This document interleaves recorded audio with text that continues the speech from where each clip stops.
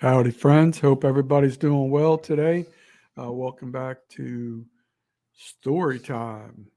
This is episode 65, I do believe. And this, like most of my stories, most of my excitement in my life was in the older days.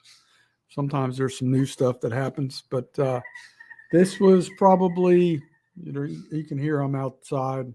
All the critters are out here making noise, but this was probably 86, 87. I don't know when it was exactly, to be honest with you.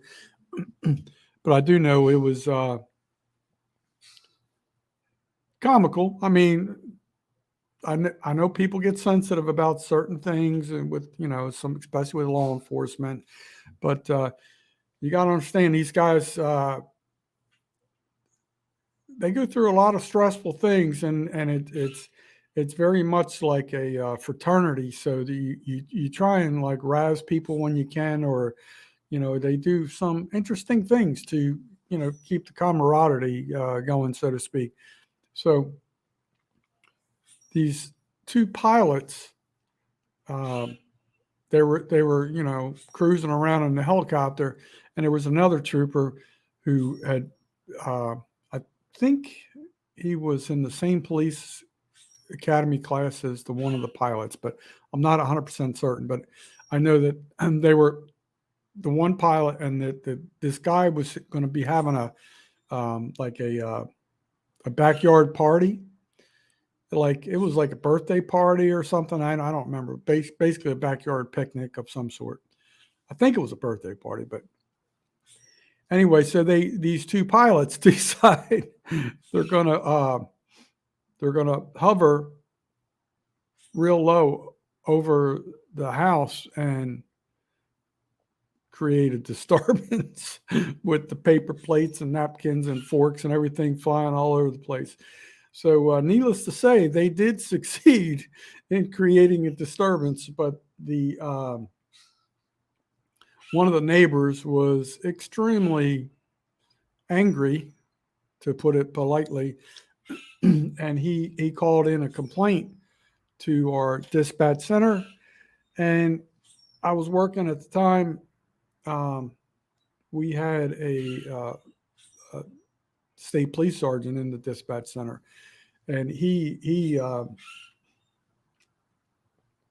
I think he could have handled it differently, but he did not handle it. I think it could have just better communication, and you're not trying to cover up anything or anything, but it was turns out this neighbor knew the governor. Luck have it for them, right? So it got to be a real stinky issue, and these two pilots, excellent at their craft, by the way, they're very, very talented. They ended up getting demoted. They did not get kicked out of aviation, because it takes a lot of training, a lot of special expertise to be in that unit. But they got demoted, and I think they got docked like a couple weeks pay on top of that.